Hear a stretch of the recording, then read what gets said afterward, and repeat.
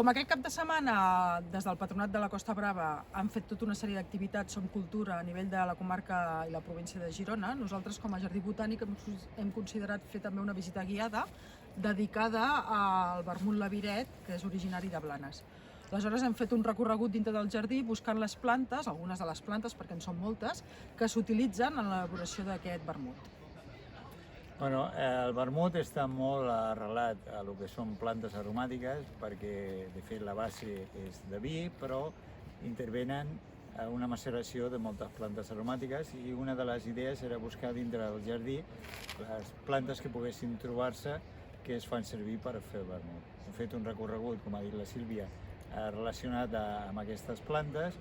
i després hem fet un tast per poder ensenyar tota la varietat